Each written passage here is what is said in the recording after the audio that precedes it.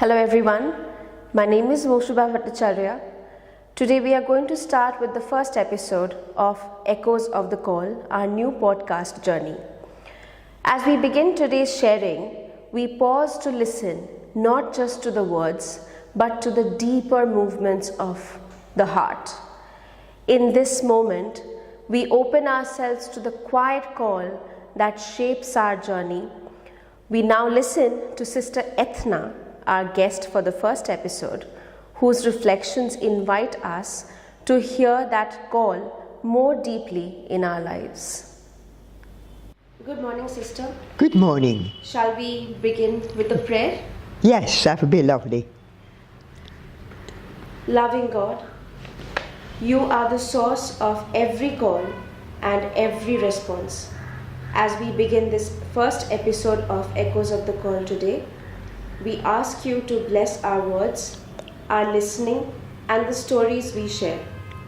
May every voice that speaks here reflect your love, and may every heart that listens be inspired with courage and grace. We place this beginning in your hands. Amen. Amen. Sister, to begin with, could you briefly say something about yourself? Well, my name is Margaret Bernadette Ethna MacDonald, born in Ireland. I came to India in 1954, and I have been in India ever since. I returned to Ireland only for holidays, but I've had all these years, which are over 70, very happy years in India. And I have moved around from Calcutta to other parts of India. I've been teaching mostly. And my life as a teacher has been happy and fulfilling. And I'm still in touch with many of my pupils. So briefly, that is my life. Now I'm retired for some time. And I'm in this house of retirement, which is also very, very satisfying. Do you remember the first moment you felt called to religious life? I remember very well. I was at school when what would be equivalent to class 12 here, and about to leave school, we had a retreat. And during that retreat, we were allowed to go up the garden, where we never went as boarders before.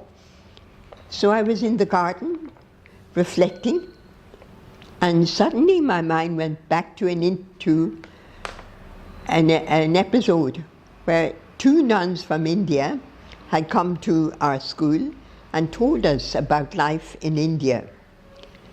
Now that was 5 years earlier.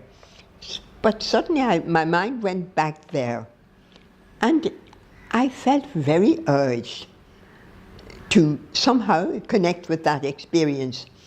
And there and then in the garden, I really began to feel called to what those two nuns were called to. Now I had no connection with them whatsoever, but somehow there were books around talking about the Indian mission and other missions of Loreto, and I was very, very fired by those books.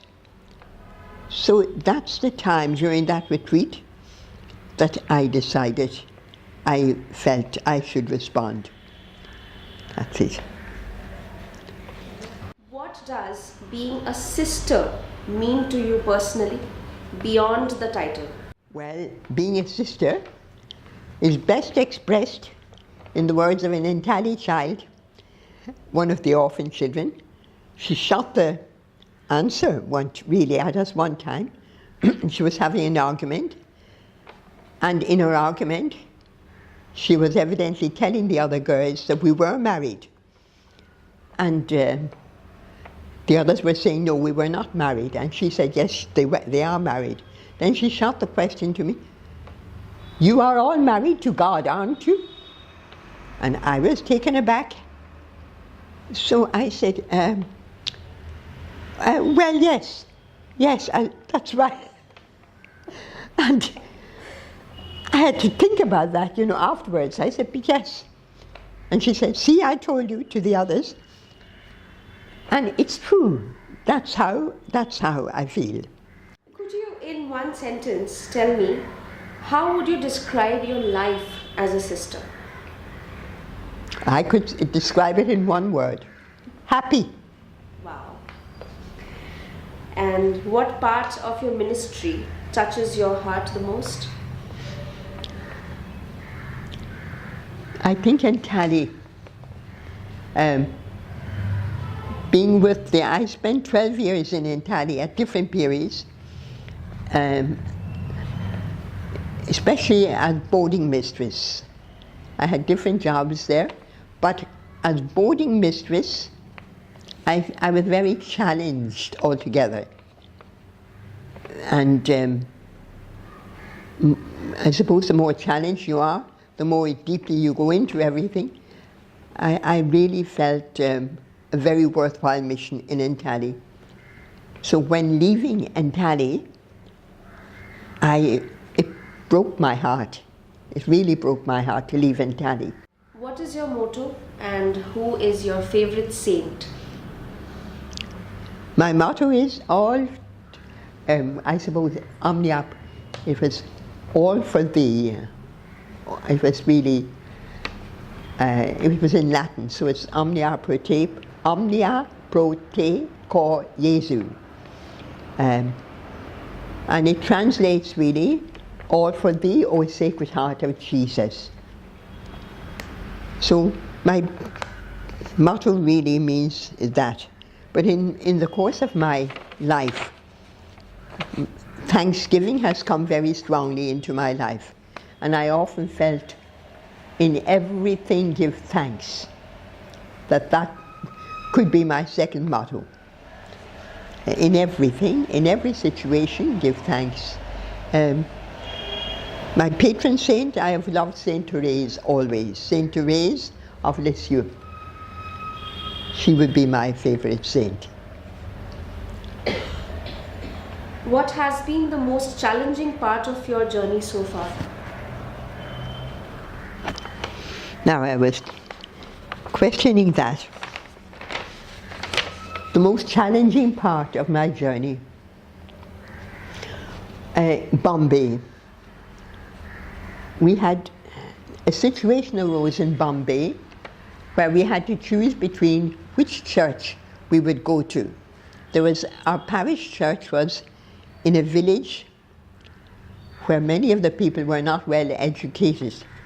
And if you offended any member of that village, you were finished for. The whole village could rise up against you. The alternative was to go to the other parish where we would avoid all that, more educated parish. And we were equidistant from both. So some of our nuns went to the other parish, but when I went there, I seemed to get a call to go to this parish, our own parish, and I felt there are people there needed more. And anyhow, I went there. It was challenging. Firstly, again, the community didn't approve of my going because that village had been very offensive even to the church.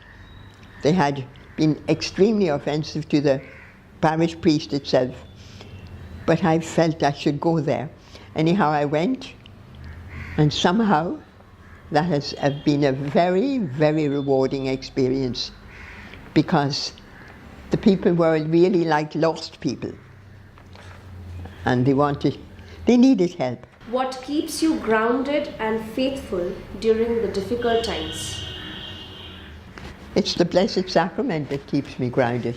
What do you think is one thing people most often misunderstand about the religious life? I think they think it's a place where there's not much love. They think you're missing out on family love. And they don't realize that that you can be more truly loving, because you can love everyone, and the love that you would give to your family, you can give all around. Somehow, I feel that they think there's an absence of real love in religious life. And I think that that's a very, very wrong assumption. Because I think it can be a place of great love, tremendous love. Have you ever thought that if you were not a sister, what do you think you might have become? Suppose I'd have married and I'd have had a family, I'm sure. And if that would be probably true. And in our country anyhow, usually at marriage, I would have liked to be a teacher, but if I got married, in our country, it wasn't very encouraging to be a teacher or anything else after marriage, because the home life was very fulfilling in itself. What advice would you give to someone who is searching for purpose or direction in life? Firstly, you have to know yourself and be very true to whatever desire is coming up within you. And follow it. See how far that desire can be worked out in your life with the training that you're getting, and see if your training fits you to fulfill what you want to do. That brings me to my last question for you.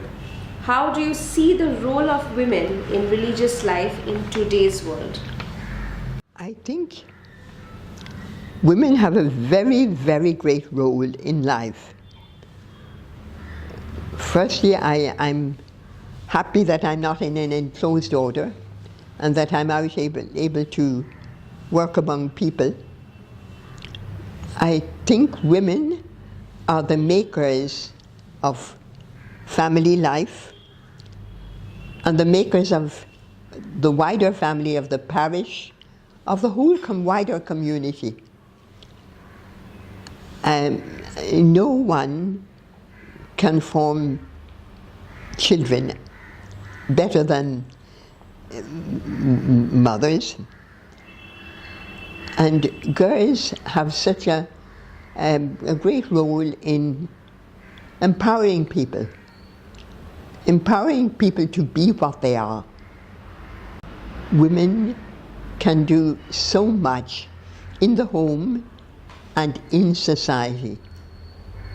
Sometimes I think if women were running not just the country and the whole world, we'd have a much better world.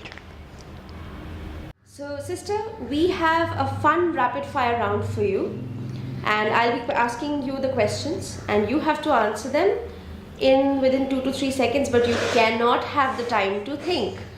So, can we start? Yeah, yes. Number 1, tea or coffee? Tea. Early morning prayers or late night reflection? Late night. Books or music? You can't think. Puke. I don't know. Both. Okay. Saris or formals or casuals? Formal. You want to wear a sari, you want to wear a formal wear, or you want to wear a casual wear? Casual. Casual. Casuals, okay. Introvert or extrovert? Extrovert. Wow. One word the students would use to describe you. Oh my Lord. No time to think. Oh my, I don't know. Okay. Can I describe you in one word? Yes. Beautiful. Your favorite feast day? Feast day, Christmas. Wow. A hymn you never get tired of? O Lord my God. If you weren't in your current role, what would you be? Married. One habit you're trying to improve? Listening. Beach or mountains?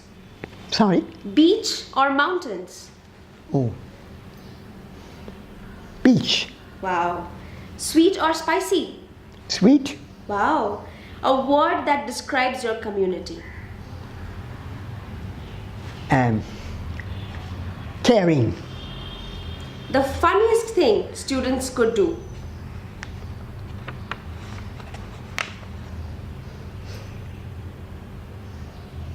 Act the clown. Okay, complete this for me. Life at Loreto is blank. Happy. Just happy? Worth living. Wow. Sister, we have a very small gift for you. This is a set of cookies from the Creative House by Steffi. So I customized this for you. Thank you very I much. hope you like it. I would like it very much. And very beautifully presented. Thank you so much. Thank you.